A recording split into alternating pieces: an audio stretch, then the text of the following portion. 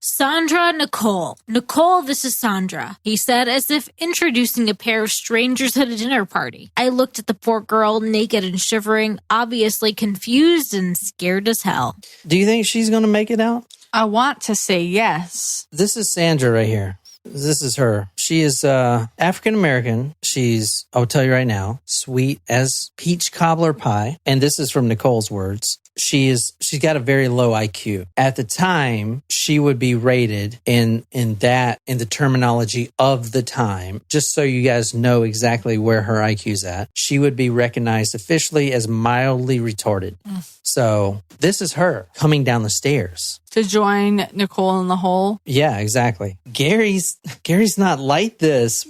Why is he doing this to me? He's my friend. He's a good man.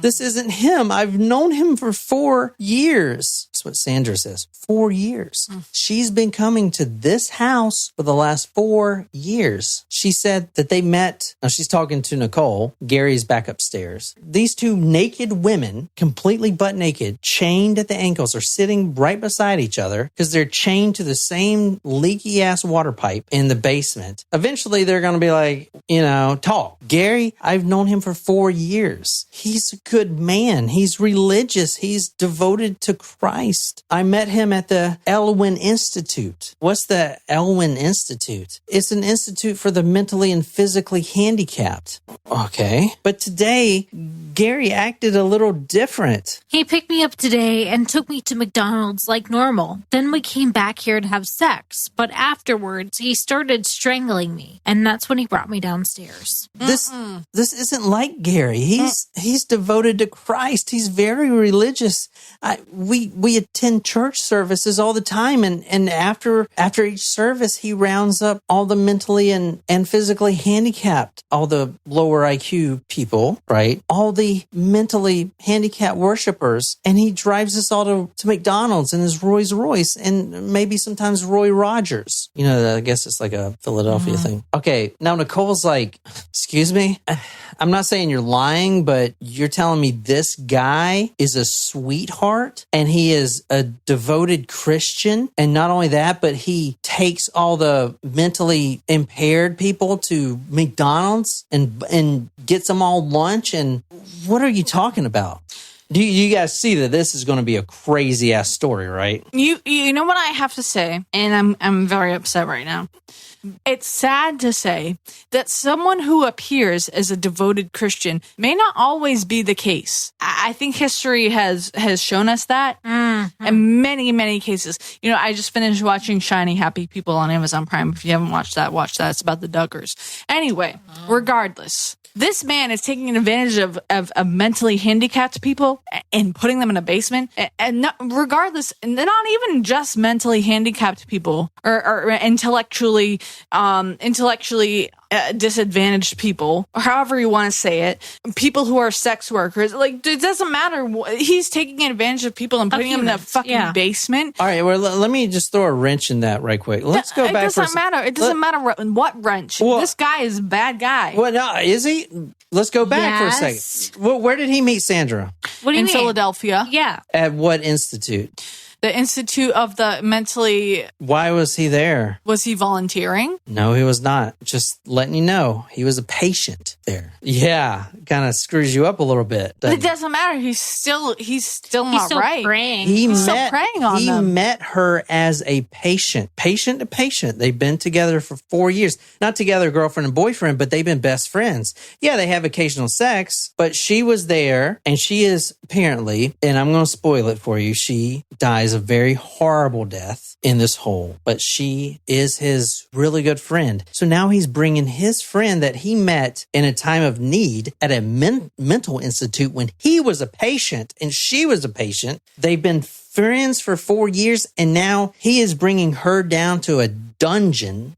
That does not make it better. But does that not make it more sensational or more interesting, I guess? I don't know. Make you want to listen to the next episode. I mean, all of this makes us want to listen to the next episode, but it doesn't make it better. It does not make it better. Nicole isn't believing anything she's saying at that point, but she knows one thing. And this is kind of weird about this. I really wanted to understand her, and I know I can't because I've never been in a hole for 4 months, been on a mountain for 4 months, but she is in this hole, and this mildly retarded woman, that's what her official diagnosis was, comes down and joins her. She's so sweet. She has the mind of a child. She's confused. She doesn't know what she's doing. She's so innocent. Nicole, or Josephine, same person, crack addict, prostitute, made bad decisions, but also a mother of 3 kids. They're the same age. They're both 26. She's going to adopt this protector persona. She's got to protect Sandra. She's innocent. She is innocent. She is low IQ, the mind of a child. She has no idea what's going on. Nicole. Sandra. Nicole is, just right. like average. Well, but she has to be the protector. So she gets this, I've got to do everything. Like, I've got to protect her. What was the guy's diagnosis? What was his diagnosis that ended him up in the same place as Sandra? I'll just say what wasn't his diagnosis. Well, it matters because if he was mentally, if he at least had some sort, like if he was not mentally intellectually disabled with a Rolls Royce and an investment account, just one worth $500,000, and that is just one account. Man, what kind of disablement is that? Sign me up. I mean, he could have been a child of a wealthy family. Nope, he was not. Well, then why was he in the same place as Sandra? What was his diagnosis? He watched his mother commit suicide in front of her, and then he was pretty much left to his own devices. All right, so PTSD. I'm not disregarding that at all. But what else? What's going on with all this? Sandra asked me. She seemed so innocent, so naive. I felt very protective towards her. He's got a plan, I told her. He wants to get 10 women down here all chained up, and he wants to get us all pregnant with his babies, and then he's going to bring up all the children down here in the basement in secret so nobody can take them away. And he already has 4 children by 4 different women on the outside, you said? Sandra, mentally handicapped, the mind of a child. Like I said, Nicole starts feeling the protective instinct to make sure that she's going to be protected because she's getting beat. Nicole's getting beat all the time. She's getting raped. She's now going to see Sandra, who is a friend of Gary Heidnik of 4 years, also get beat and raped. She's got a mind of a child. It's like beating a child. Who would say and watch that? Because Sandra doesn't understand, and she'll never understand what's going on. She won't understand it. Nobody would sit and watch that. It's just impossible.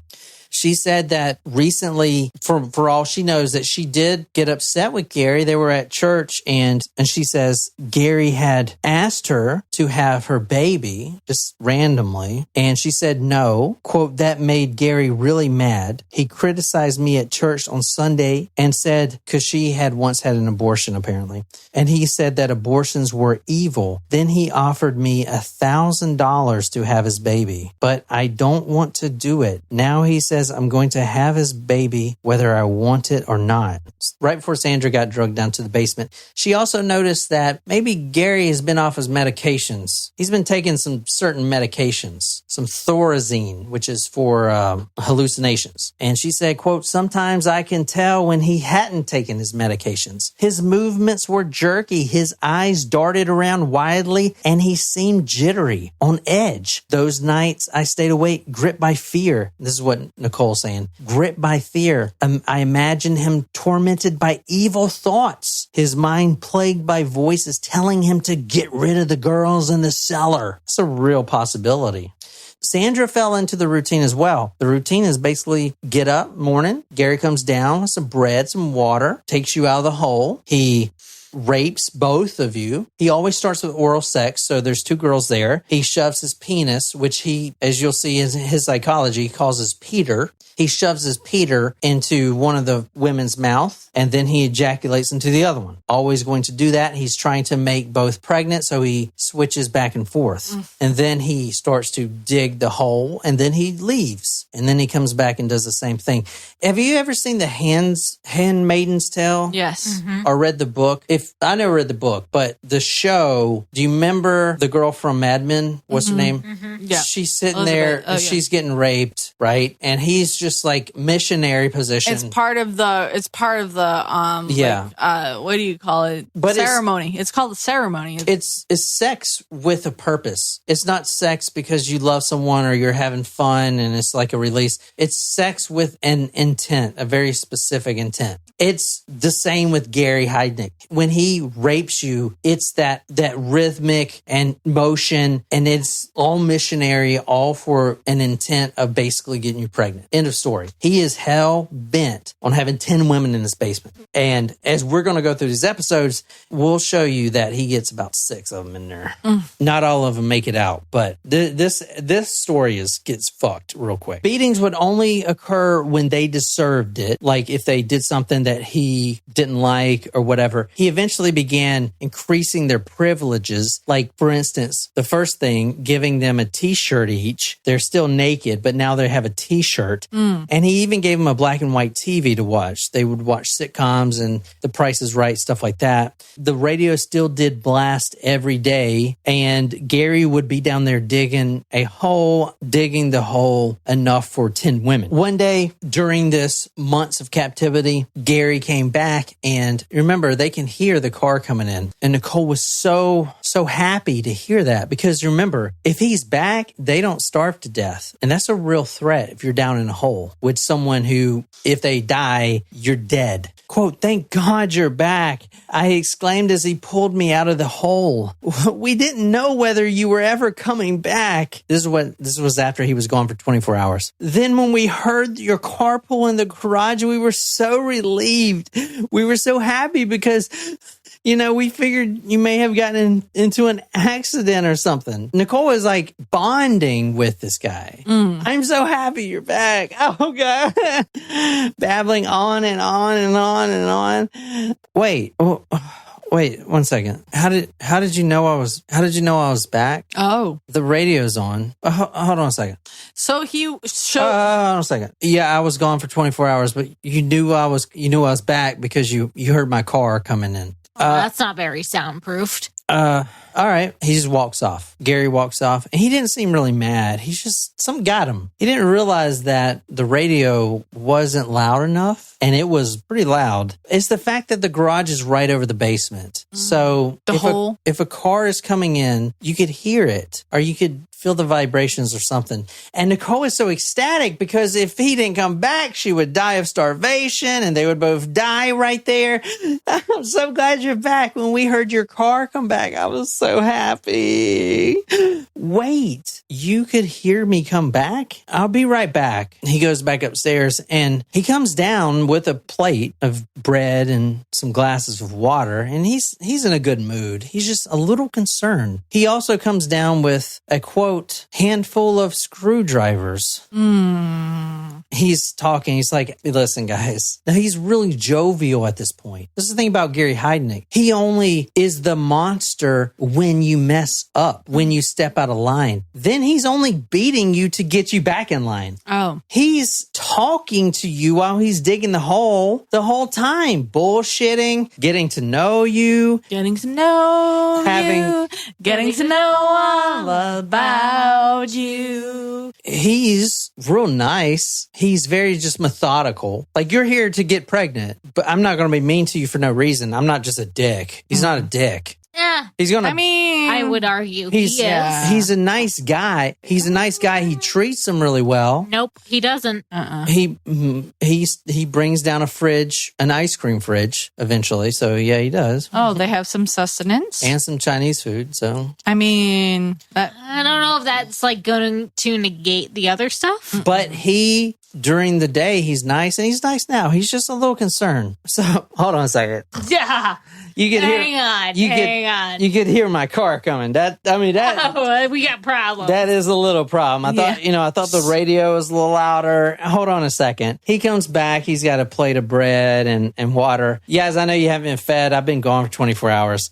He also comes back with a quote handful of screwdrivers, and they're eating the bread. And he says softly, "All right, this is gonna be kind of interesting. And everything is fine, girls. Everything's fine. Now, Nicole, I know you're the screamer here, and I done caught you before screaming and stuff.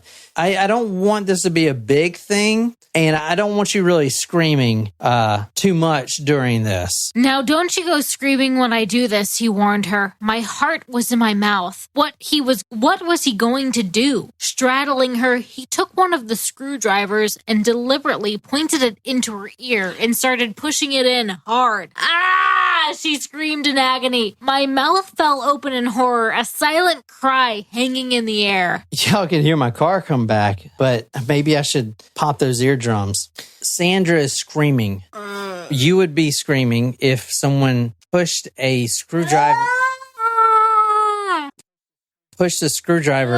into your ears, even after the blood starts dripping down your cheek, down your earlobe, until he hears that little, that's your eardrum popping. Once he hears that, he knows that, okay, they probably can't hear now. He's got to do both sides, though. You got two ears. Oh. Nicole is next. She just watched Sandra go through this, screaming. She's trembling. She's is the worst pain she's ever experienced. Nicole was in shock, shaking her head. She's not moving. She's not trying to run. She's just shaking her head, like trying to get out of her mind, trying to get into another spiritual plane. Quote, and soon enough, Gary pushed me onto the ground and he had his full weight of his body on top of me. Her cheek is pressed down on the earth's soil. She can smell it. She can't move. It's just, she's all scrunched up. She can smell the richness, and he's not being mean. He's not being aggressive, but he is making sure she's not going to move a fucking inch while he puts the screwdriver inside of her ear. That's why we're drinking screwdrivers. We had already finished ours. I had to say, as someone who is like, I would be remiss if I thought that I was the only person in the world to put like a Q-tip in my ear to try to remove that earwax, or like even like a paperclip or something. It goes a tad too far. A paperclip? But you gotta, once I learned that the Q-tip was impacting, you gotta get something that will take it out. What? Anyway, regardless, a screwdriver definitely will not solve your problem of having a blocked ear. And blocked ear, it will. It busts your eardrums. They can't hear shit now. So, what do you think? I'm going to admit myself as a fan of a Dr. Pimple Popper. That's just who I am. Okay, you know what? There's nothing wrong with that. There are a lot of us out there. What are you talking about? Dr. Pimple Popper. The people who watch the pimple popping. What are you fucking talking about, Jen? The people who think that removing, We're talking about shoving a screwdriver in someone's ear. Yeah, exactly. So there are videos out there also that are a little worse than the Pimple Popper that will like get the earwax out of the ears. And like none of them use screwdrivers. But like I just can't like there's nothing. It's a torture device. Like, I mean, honest to God, like a screwdriver. I don't understand. Like, how can I just still don't understand how this man, who was, according to John, a resident or a patron of the home of the, what was the name of the place that our second guest was from? What? The second guest of the hole. What was the name of the place she was at? What? I don't know what you're talking about. Jen, can you speak English? We have two people in this hole, Nicole and Sandra. What was the name of the place that she was a patron of? I don't think he said the name. Jonestown? No, I don't think he said the name of the facility. Eldwin, Jen, what does it matter? I just don't understand how, if he was also a patron of Eldwin, how he was a patient, not a patron. Same thing. No, patient. No, that's very different. A patron is a donor. Yeah, fucking Brandon. A patient is someone who is actually in the facility receiving treatment. Okay, he was a patient. Brandon and Martin are patrons. Yes. Courtney and Schramm are patrons. He's a patient. Okay. That's even worse. That's even worse. Okay, What are you talking about, dude? How is he able to be on his own and at the point where he lures these people to a hole in the ground and puts screwdrivers in his head? Like, what is this guy's deal? He's rich, yeah. He's actually very smart with investments. I wish I was that smart. Both women, both sides of the year. Sandra and Nicole were both after this curling up like babies on the floor, blood oozing down their earlobes, holding onto each other, crying loudly. They're both naked, remember?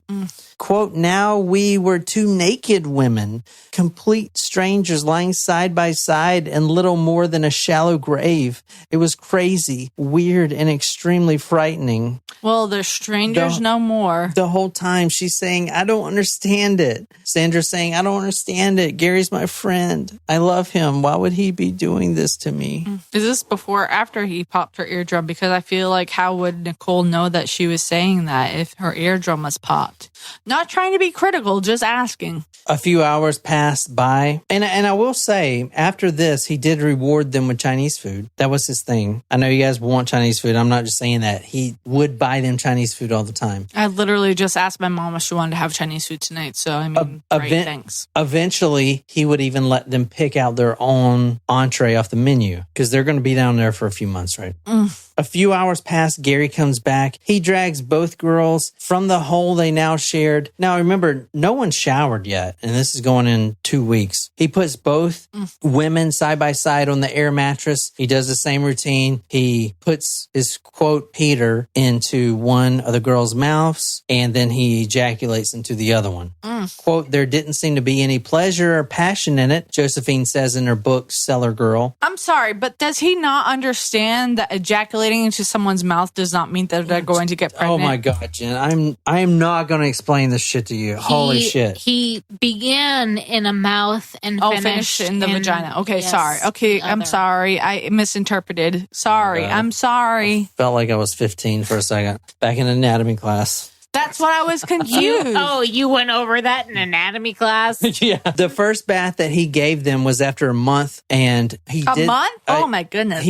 He did this as a celebration because Nicole missed her period, and Gary had been tracking the cycles. So he brought them upstairs one by one, still chained, and let them bathe. He was very sensual. He, was sitting on the toilet, but he drew them a nice warm bath each, soap, suds. And she talks about it in her book that she'll never forget how sensational that shower or that bath was. Now we're going 3 days before Christmas. Okay. Commotion is heard upstairs. Sandra and Nicole are sitting there. Again, another naked black girl, hands tied behind her back, is brought downstairs. This is Lisa. Hey, you guys meet Lisa, the third cog in my wheel. She wasn't a prostitute. She was actually walking to a friend's house alone in Philadelphia, and she saw this real nice caddy pull up. Oh my God. How cool would it be if I show up to my girlfriend's house in this new Cadillac? Oh my gosh, she gonna be jealous. Yeah, I'll take a ride. She was 19 with 2 kids. So New Year's Eve, different, defiant, hard, more street savvy. Deborah Dudley, the 4th, comes down. Deborah's different, and I'm just going to call her Dudley so you guys can remember it. Dudley's going to be a problem. Dudley is a black girl. She's real dark. She's, quote, not pretty like Lisa or sweet like Sandra. She is a stone cold bitch. Good for her. Someone deserves to stand up to him. Mm-hmm. She is drugged downstairs New Year's Eve. What the fuck are you doing, you little shit? She's screaming. Are you deaf, you fucking freak? He didn't respond. He looks at all 3 of the other girls, Lisa, Sandra, and Nicole. What the fuck are y'all looking at, bitches? You got something to say about this fucking shit? And these were quotes from her book. So she is going to be defiant. She's going to make life harder for everyone. She can't adapt to the rules, so she's going to get beat all the time. Dudley will. So So one of these girls are going to die very soon. Not only is she getting beat, but she's making everyone else get beat because it's pissing Gary off. Now we're talking about month 2 going on here. He's got 4 females in here. A little bit about Dudley's background. She's from the Richard Allen projects, which apparently, I'm from fucking Gilbert, so apparently it's like fucking drug central, right? Whatever. Abused her whole life. She wasn't pretty. She wasn't smart, but she was street savvy. Every moment of every day from the time she arrived, she fought Gary. She refused to get in the hole. She didn't want to submit for sex, and she shouted and yelled at him every time. She shouted and yelled at him even when he wasn't there. There's going to be a weird dynamic that occurs here. You have 4 women in a hole, and it's about to be more. You're going to have a pecking order. Now, we're talking about 4 months that go by. There's going to be a pecking order. At the top of the pecking order is Josephine Nicole. Her book presents herself, and I believe this is accurate, what her words are. But when some of the other captives do escape, because only a few of them end up dying horrible deaths, they say Nicole was also a tyrant. She also enjoyed the beatings. Dudley was so defiant, Gary would get sick of beating her over and over and over. You know what? Fuck it. Nicole, you beat her. You beat the shit out of her. So now she's got to beat her. Now, these women are living together, chained up together for months. So think about that dynamic, right? I mean, that is crazy to think about, right? They're all in this routine, same routine. In the morning, bread, water, oral to get them hard, rape whoever needs to be raped, ejaculate in whoever the next one is. All right. January 18th. Now this story is going to go a little longer, right? We're going to talk about some murders and it gets a lot worse. I'm just going to tell you, it gets ramped up 100%. I know this is crazy. It hasn't gotten better yet. But we got to introduce all the characters because there's a lot. There's more? Yeah, there's 7 girls that are down in this basement. Poor things. So I'm introducing all in this episode. Then we're going to get into some of the most terrible things you've ever heard of. Someone could do to 7 females chained up in the basement. If that's not bad enough, on the next episode, plus we're going to figure out who the fuck this guy is. Yeah. But January 18th, so 18 days later, Jacqueline, small, skinny girl, 18, so small that the muffler clamps wouldn't even fit around her ankles. She had to be handcuffed around her ankles. So this has been going on for like 3 months. She comes down and she's number 5 and he is just in a joking mood. Oh my God, guys, as he's dragging this girl downstairs, 18 years old, small, skinny girl, dragging her down there, chained up. Guys, I was on the north side looking for a girl and I see some hooker in front of one of the hotels. So I stopped to pick her up. Anyway, she's about to get into the car when Jacqueline here comes racing over from the other side of the street. She's shouting, "Don't pick her up. Don't pick her up. She's got AIDS. Pick me." It's freezing cold and she's jumping up and down, shouting to me to pick her up. So, I let her in my car. That's how his mood is. January 19th, a day later, it's Nicole's birthday. Happy birthday. Everyone gets Chinese food. And not only that, they also get a cake with presents. So January 19th, Nicole's birthday, everyone gets Chinese food. They get to pick their own menu. And in her book, she's happy, right? I mean, dude, she has literally been naked in a watered down basement for weeks, now months. So any little thing, and this is how Stockholm Syndrome works, right? They give you a little bit. Patty Hearst lives in Charleston, right? They give you a little bit of privilege. Not? They give you a little bit. And then you're like, wow, he's kind of a nice guy. He's letting me order my own Chinese food and he's bringing me a cake. This is how they do it. So at this point, they're bonding to this guy, right? I mean, it's just how it is. There we were, 5 half-naked, half-starved women chained in a basement, and we were having a party. Unbelievable. But I didn't care. In this moment, I felt something shift, a change in the balance of power. He was thinking about me. He liked me. I didn't care that if the other girls were giving me daggers. It's what I would have expected. Here, stop right there. I didn't care that the other 4 girls chained up in this basement were giving me daggers. You see the weird dynamic here, right? There's a jealousy going on. There's a pecking order going on. Yeah. Is that not weird to you guys? Isn't it crazy?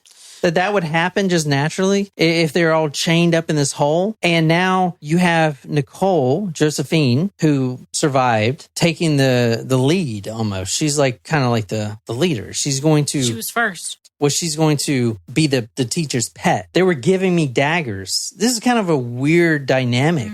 I just think maybe it's just me. No, it is strange. I would say, I mean, honestly, I'm not surprised that there was that dynamic because there's gonna be jealousy. That's female within female. There's always gonna be jealousy. There's always gonna be some sort of social hierarchy, regardless of if there's a male or not. Like that's just. But if it was all guys, I think they would just be like, let's take this guy out. You would call it alpha male, beta. Like there's a difference. Someone's gonna be top dog. But they should be talking about taking this guy out or something.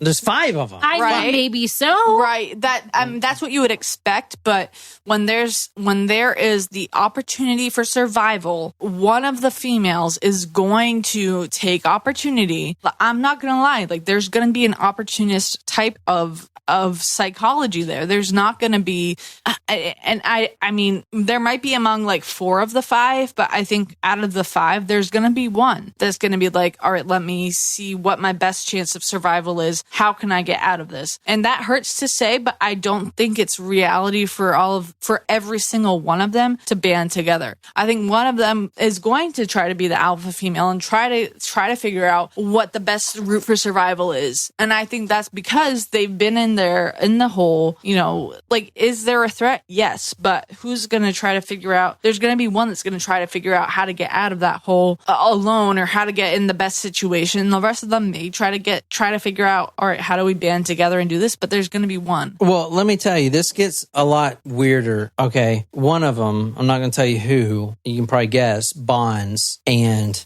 is given more and more privileges. Even dinners out on the town, unchained around. That's probably Nicole, the first one. Around public in nice restaurants. Wow, right? Crazy. It's either the first one or the last one, and that's a psychological trick from the male, and that's my guess. For the first time, I sensed that Gary liked me, and I wasn't going to blow it. January 19th is Nicole's birthday. How did Gary even know that? She never even mentioned it. But now she's down there in the basement with 4 other naked, chained up girls. And every one of them, Gary and all the other 4, happy birthday to you. Down in this damp basement. Trying to create a sense of camaraderie. Chained up. He gives her a box with a bow on it. It's a nice box. She is ecstatic. All the other girls are giving her daggers. She opens the box and there's a nice brand new pair of designer slippers, furry slippers. Everyone else is walking around and they have no shoes. They're walking around the damp basement. Now she's got these designer slippers, these Gucci slippers or whatever. Honestly, furry. I'd return them. Like, you should just go barefoot. And I know your birthday's not January 19th. Can we get on December this? 21st. Jesus Christ. These nice slippers. What the fuck? And she puts them on and they fit perfectly and they're so warm. I mean, she's been freezing in this basement. Now she's got these nice slippers and all the other girls are like, I'm so happy for you, fucking bitch. Kind of shit. Seriously. At that point, Gary's favorite song came on. Stand By Me.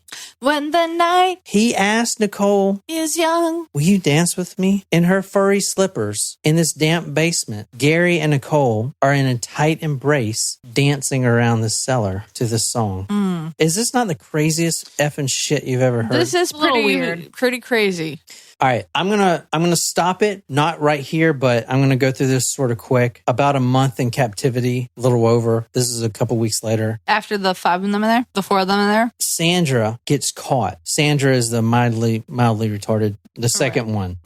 Sandra gets caught. She's pushing the board from the hole a little bit. They're all in the hole at this point. Every time he leaves, she's pushing the board because they're starving for air. Sometimes the air in that basement, especially in the hole, gets really thin. The oxygen gets thin. They can't breathe.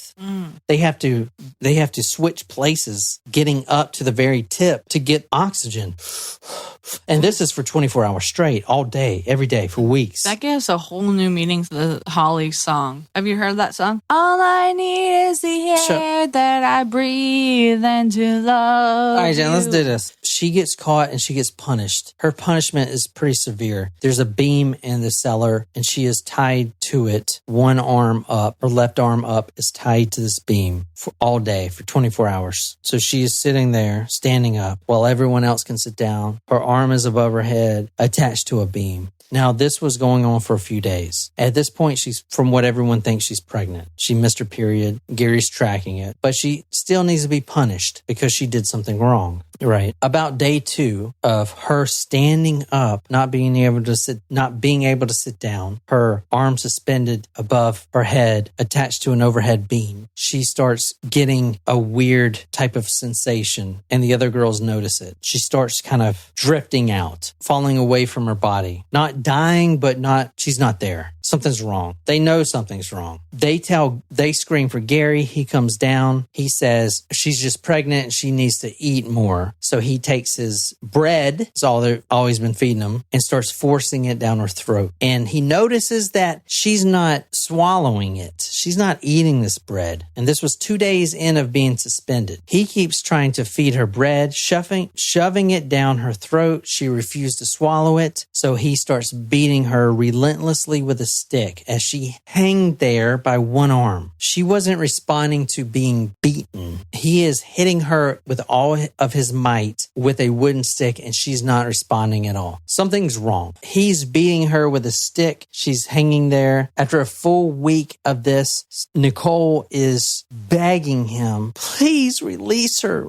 Take her hand off. Unchain her hand. He starts shoving more bread down her throat, knowing that she's got a baby on the way and she needs to eat this food. Finally, he realizes that he should release her cuff, thinking she would kind of come to and be okay. As soon as he unlocks that cuff from the overhead ledge, from the overhead beam, her whole body collapses on the floor. Like she didn't have any muscle movement in it. She just collapsed where she was. Oh no. She still had a pulse, but it got weaker and weaker and weaker. She was choking to death on a piece of bread that Gary had been trying to shove down her throat. She lay there still. I could see she was gone. Her mouth gaped. Drool ran out the side. One eye was open, the other closed. Oh man, that's just a waste of a baby, said Gary. Oh man, that's just a waste of a baby. Okay, let's go back for a second. This isn't Nicole. This is Sandra. Gary has been best friends with Sandra for over 4 years. She's mentally handicapped. He's been with her as a friend, a really good friend. He has been to her parents' house, which still take care of her sister's house where she lives. He has been there. And now these words that he said introduced more fear into Nicole than any others. Oh man, that's just a waste of a baby. No.